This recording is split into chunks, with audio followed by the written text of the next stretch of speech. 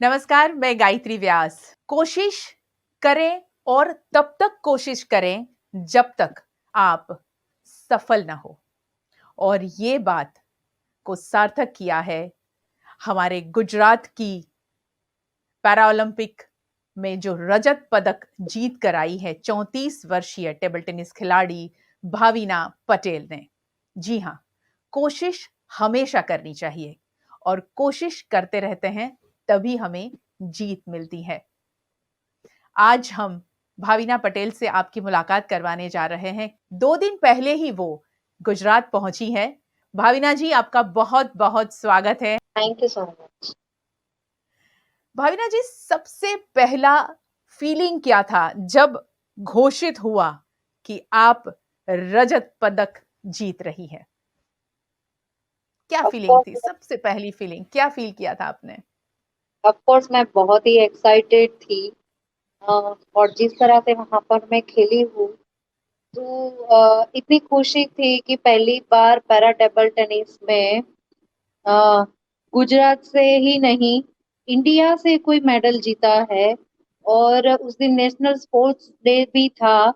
और मतलब उसी दिन पैरालंपिक्स का खाता भी खुला था मेडल्स आने का। तो मैं बहुत ही खुश थी, बहुत ही एक्साइटेड थी। आप वहां खेल रही थी और हम सब यहाँ दुआ कर रहे थे कि कुछ भी हो जाए, भाविना पटेल की जो इच्छा है, जो ख्वाहिश है, वो पूरी हो और हमारा हिंदुस्तान का नाम जिस तरह आप जिस जोश और जुस्से के साथ वहां पहुंची थी रोशन करने के लिए हिंदुस्तान का नाम, और वो आपकी ख्वाहिश और हम सबकी दुआएं कबूल हो जाए। या जब आपको रजत पदक मिला उसके बाद में पीएम मोदी ने आपसे बात की थी, कैसा फील किया था? अचानक अपने आप को उस फलक तक पहुंचा दिया था ऊपर वाले ने और आपके खेल ने। हालांकि आप इंटरनेशनल, नेशनल बहुत सारे मेडल जीत चुकी हैं, मगर ये मकाम बहुत मायने रखता है। इस बार का पैरालंपिक बहुत अलग साबित हुआ है और हमारे खिलाड़ियों ने, दिव्यांग खिलाड़ियों ने जो वहां पर अपना खेलों का प्रदर्शन किया है, वो वाकई बहुत काबिले तारीफ है और हम रोजाना वो बातों को, वहां के खेल को और आपके जज्बे को हम महसूस कर रहे थे कि आप लोग जिस तरह वहां खेल रहे थे। तो पीएम मोदी ने जब आपसे बात की, कैसा लगा था? पीएम सर से बात करने के लिए मैं बहुत ही एक्साइटेड थी।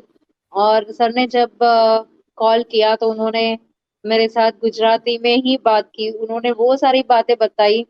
मतलब उन मतलब उन्होंने जो बात बताई उनमें से सरप्राइज वाली ये बात थी कि मेरे पेरेंट्स हैं, वो यहाँ पर मुझे संभालने के लिए आए थे। तो उनको वो बात पता थी कि वो लोग यहाँ पर आए थे और फिर वापस वो गाँव चले गए थे। तो उन्होंने पहले वही पूछा कि तुम्हारे मम्मी पापा यहाँ पर आए थे, तो वो अभी कहाँ पर है? तो मैंने ओह, बोला कि वो तो अभी गाँव चले गए हैं। तो मतलब उन मेरे लिए वही सरप्राइज थी कि उनको ये पता था कि वो यहाँ मुझे संभालने के लिए यहाँ अहमदाबाद आए हैं। क्या बात है, क्या बात है! और गुजराती में बात की। यस, गुजराती में बात की। और 2010 में जो उन्होंने हमें आशीर्वाद दिए थे, उन्होंने जो मोटिवेशन दिया था, जिसकी वजह से हम आज देश के लिए ये कर पाए हैं। जी, उत्तर गुजरात से आप हैं और पीएम मोदी भी वहीं से हैं, वडनगर का कनेक्शन निकाला था? ऐसा कुछ उन्हें बताया नहीं था, लेकिन अच्छा। सर ने ये बोला था कि मैं सूंढिया तो हर रोज आता था, कई बार आता था, बार बार आता था, ऐसा सर के वर्ड्स थे। क्या बात है! सूंढिया में आपकी स्कूलिंग हुई है ना? वहाँ आपने पढ़ाई की? हाँ, मैंने 12वीं तक का वहीं पढ़ाई की। और फिर ग्रेजुएशन मैंने अहमदाबाद में किया। जर्नी के बारे में थोड़ा-सा बताइए कि आपको टेबल टेनिस से कैसे प्यार हुआ? टेबल टेनिस खेलना कैसे शुरू किया आपने?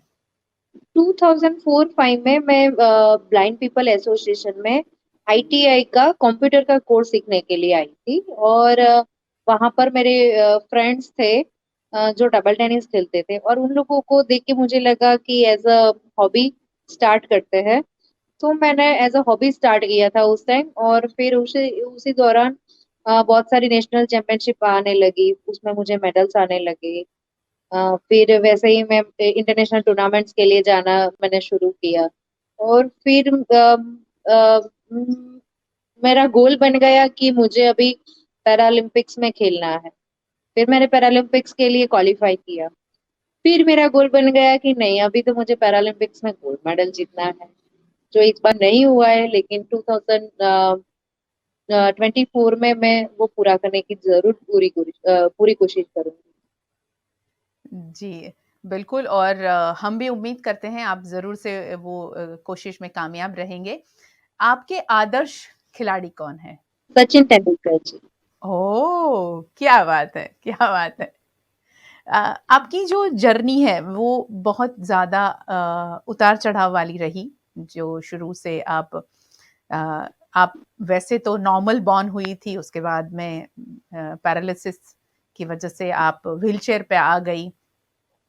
कभी महसूस किया था कि जैसे हम आम इंसान कभी-कभी छोटी-सी बीमारी से परेशान हो जाता है और उनको पता होता है कि ये जल्दी ठीक हो जाएगी, 1 महीने बाद या 15 दिन बाद या 2 महीने, 6 महीने बाद दवाइयों के बाद में ठीक हो जाएगी।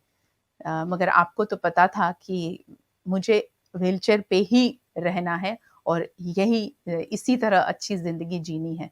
तो क्या तकलीफ़ होती थी और किस तरह से लोगों का सपोर्ट मिलता था?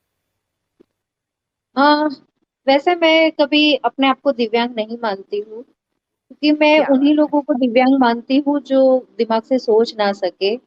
क्योंकि हमारे पैर नहीं है लेकिन दिमाग तो बहुत ही तेज़ दौड़ता है। अ, हमें जब भी महसूस होता था, वो भी महसूस होता था कि हमारे समाज के जो लोग वो हमें बेचारे की तरह देखते थे, तभी हमें ये फ़ील होता था कि यार ये लोग हमारी तरफ इस नज़रिए से क्यों देख रहे हैं? हम खुद नहीं मान रहे हैं कि हम दिव्यांग हैं, लेकिन वो हम लोगों को क्यों ऐसा जताना चाहते हैं? वो हमें क्यों ऐसा महसूस करवाते हैं कि हम लोग दिव्यांग हैं? तो जी, उनका ये नज़रिया चेंज होना चाहिए क्योंकि अभी भी मतलब कुछ समाज में ऐसा है, बहुत सारे समाज में ऐसी अवेयरनेस आने लगी है, लेकिन अभी भी कुछ समाज में ऐसा है कि अगर दिव्यांग है तो वो बेचारा ही है। तो हुँ। प्लीज़ उनको मैं ये बताना चाहती हूँ कि हम लोगों का टैलेंट देखिए, हम हमारे में कितनी कैपेसिटी है वो देखिए, हम क्या कर सकते हैं वो देखिए, प्लीज़ हमारी दिव्यांगता को ना देखें। बहुत सही और आप आदर्श बन गई हैं और आदर्श बनने के साथ-साथ में कई लोग अब आपको फ़ॉलो करेंगे कि जी हाँ, मैं भावीना पटेल की तरह कुछ बनना चाहती हूँ या चाहता हूँ। तो आप कुछ और करना चाहेंगी लोगों के लिए, ऐसे बच्चों के लिए? येस, बिल्कुल ही करना चाहूँगी क्योंकि मैं चाहती हूँ अभी मतलब और अवेयरनेस आए, जो आना शुरू हुआ है। लेकिन हर एक बच्चा-बच्चा जानना चाहिए कि दिव्यांगता क्या चीज़ होती है जी। और जिसको दिव्यांगता होती है, वो लोग कितने स्ट्रॉन्ग होते हैं, वो कितने पॉज़िटिव होते हैं, वो क्या कर सकते हैं, उनमें कितना टैलेंट होता है, वो सारी बातें उनको पता होनी चाहिए। दूसरी बात ये है कि अभी तो मतलब इतना अवेयरनेस आ रहा है कि एक्सेसिबल इंडिया भी बन रहा है।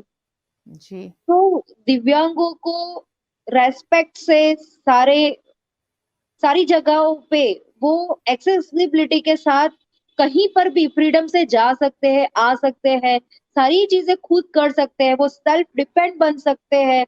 उनको किसी पर भी बोझा है ऐसा समझ के कहीं पर भी रुकना नहीं चाहिए, उनको बस आगे बढ़ते रहना चाहिए।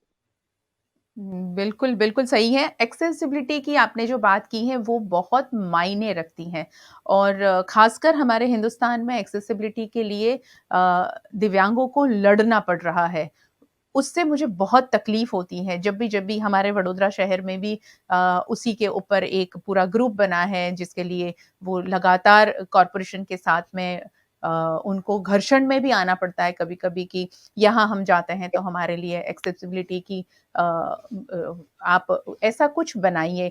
गवर्नमेंट की ऑफ़िसेज़ में अगर वो जाते हैं तो उनको वहाँ जाने में तकलीफ़ होती है, तो ये मुद्दा बहुत बेहद इम्पोर्टेंट है कि हर एक के लिए वो सभी सुविधा मुहैया कराई जाए, जहाँ पर दिव्यांग भी जा सके और सीनियर सिटीज़न के लिए भी वो सुविधा उपलब्ध हो।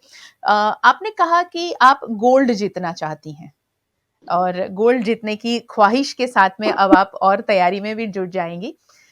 मैं ये जानना चाहूँगी कि आप जब यहाँ से गई पैरालंपिक में तो जर्नी के बाद में जिस तरह आप खेल के मैदान में उतरी और उसके बाद में आप फाइनल में गई और रजत पदक आपने जीता, वो पूरी जर्नी को बताइए ताकि लोगों के मन में एक बहुत ज़्यादा उत्सुकता है कि वहाँ जैसे जाते हैं तो किस तरह का माहौल होता है, भाषा की कोई परेशानी होती है या नहीं? उसके बारे में बताइए। बिल्कुल, मुझे बताते हुए बहुत ही खुशी हो रही है कि वहाँ जाने के बाद मेरा पहला मैच अच्छा नहीं रहा। लेकिन अ, जो दूसरा मैच स्टार्ट हुआ, उसमें मैंने अपने आप को इतना मोटिवेट किया और जो कमबैक किया है उसमें मैंने world ranking number 2, world ranking number 3, world number 6, world ranking number 8 उन सभी को अच्छे रैंक से बीट किया। जी, तो वो जो था कि हमेशा से ये सबकी दिमाग में ये बैठ गया है कि अगर अपोनेंट चाइना वाला है, तो मतलब पहले से ही हर कोई हार मान लेता है कि सामने जी, चाइना है तो हम कुछ नहीं कर सकते हैं। लेकिन ये सोच को भी इस बार मैंने मतलब इसको भी मैंने बीट किया है कि इस बार मैंने चाइना के प्लेयर्स को भी हराया है। उन लोगों को भी मैं यही बोलना चाहती हूँ कि कभी भी कोई भी अपोनेंट सामने आए तो आप अपने आप को ही सोचिए, अपने आप को ही देखिए, अपने आप पर ही फोकस कीजिए कि आप में कितनी स्ट्रेंथ है, आप क्या कर सकते हो। चाहे किसी भी अपोनेंट का देश तो का जो हो। है, यस, अपने खुद को ही जो टैलेंट है उसको ही हम इतना मोटिवेट करें कि सामने वाला डर के ही गेम छोड़ दे। कहते हैं कि अगर हम अपने आप को ही स्ट्रॉन्ग रखेंगे तो सामने वाला डेफिनेटली हमारे सामने कहीं न कहीं वो झुकेगा। अगर आप सामने वाले से ज़रा से भी डरें, तो वो ज़्यादा डराएगा और आप फिर हार की ओर चले जाएँगे। मैंने भाषा की बात की भावीना जी। भाषा में क्या तकलीफ होती थी या फिर बहुत आसानी से सब काम होता था?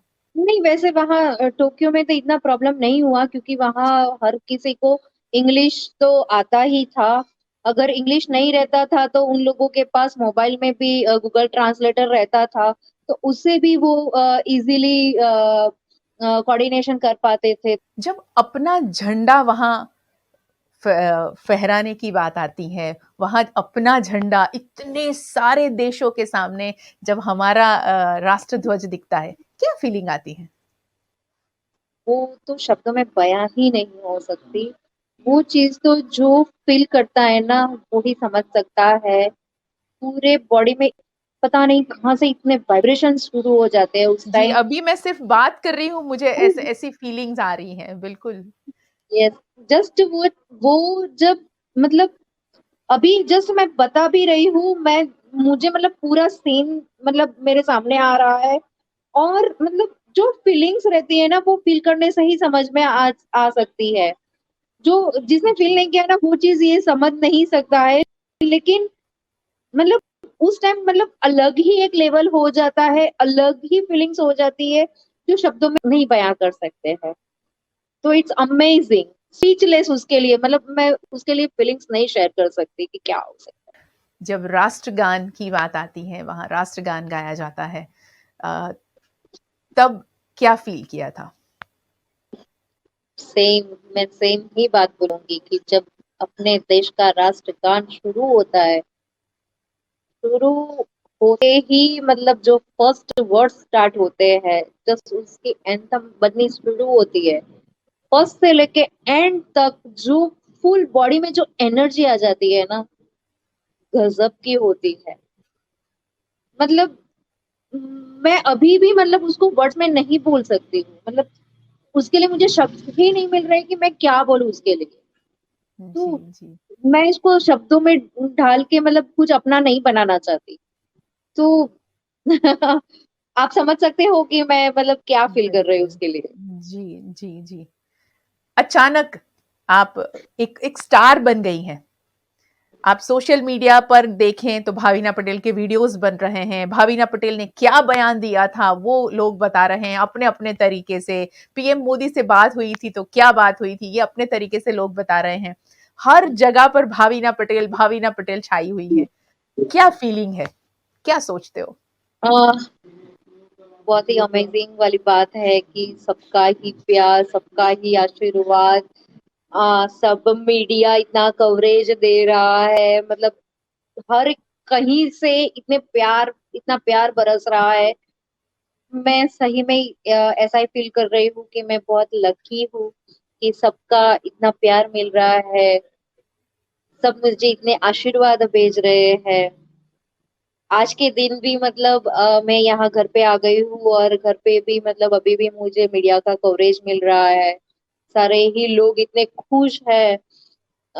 सबके चेहरे पे इतनी खुशी दिखाई दे रही है कि मैंने मतलब इतनी खुशी कभी देखी नहीं। कल मैं मतलब हम लोगों को यहाँ पर मतलब अ, मेरे लिए यहाँ रैली निकाली गई थी और मुझे मतलब वहाँ पे मैं गाड़ी से मुझे लेके जा रहे थे। जी। तो छोटे-छोटे कुछ बच्चे थे जो मुझे सैल्यूट दे रहे थे। तो ये जो सारी फीलिंग्स है ना मतलब बहुत ही अमेज़िंग है। मुझे ऐसा लग रहा था उस टाइम कि नहीं मुझे और अभी करना है। मुझे मतलब उन लोगों से मुझे अभी ये फ़ील हो रहा था कि नहीं मुझे उन लोगों के लिए करना है जो अभी शुरुआत कर रहे हैं, जिनको अभी सही में मतलब आगे जाना है, जो कल का भविष्य है, उन लोगों के लिए मुझे अभी सोचना है। तो वो सारे थॉट्स मुझे उस दौरान आने लगे थे। तो मेरे लिए मतलब बहुत ही अच्छी वाली बात थी कि हाँ, मुझे ये करने को मौका भी मिल रहा है और मैं डेफ़िनेटली उन सबके लिए कुछ तो करूँगी।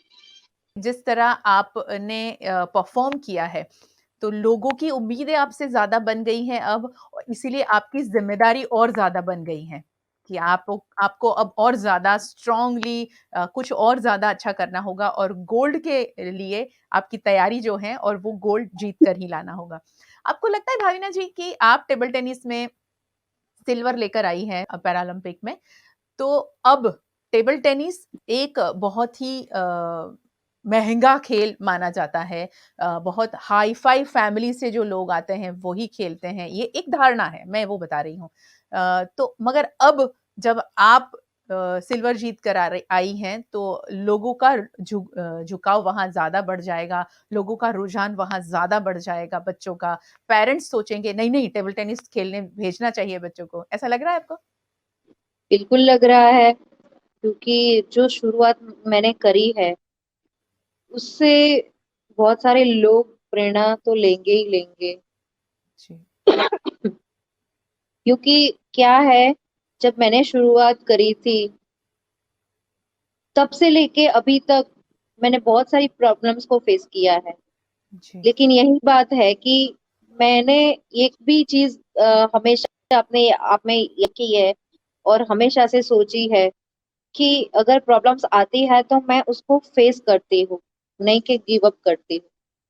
तो ये चीज़ है और उन सभी को मैं यही बात बताना चाहती हूँ कि लाइफ में कभी भी कोई भी प्रॉब्लम्स आए, तो बस अपना बेस्ट दीजिए, इस टाइम हार्ड वर्क करिए और स्टेबिलिटी अपने माइंड स्टेबिलिटी को बनाए रखिए और अपने आप से कॉन्फिडेंस मत छोड़िए, अपने आप पर सेल्फ बिलीव रखिए, तो कोई भी प्रॉब्लम्स आएगी, वो ही आपसे डर के आपसे भाग जाएगी।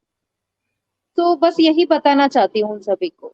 जी, जी। बहुत-बहुत शुक्रिया भाविना जी हमारे साथ जुड़ने के लिए। बहुत थैंक ही मज़ा आया है बात करके और मुझे ऐसा लग रहा है कि जो आपकी फीलिंग है, आपने वहाँ जो फ़ील किया था टोक्यो में वो मैंने फ़ील कर दिया है आपसे बात करके। Thank you so much.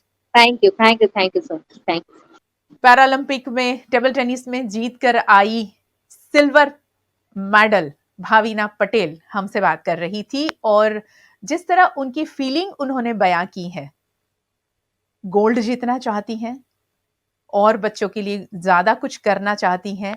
और एक अहम बात, हिंदुस्तान में एक्सेसिबिलिटी के लिए जो लड़ाई चल रही है, जो जद्दोजहद चल रही है दिव्यांगों की, वो जल्द से जल्द खत्म हो, उसी के लिए भी वो काम करना चाहती हैं। वीएनएम टीवी का यूट्यूब चैनल सब्सक्राइब करें, वीएनएम टीवी फेसबुक पेज को लाइक करें, वीएनएम टीवी वेबसाइट पर विजिट करें खबरों को पढ़ने के लिए और ऐसी खास चर्चाएं देखने के लिए आप जुड़े रहें हमारे साथ। नमस्कार।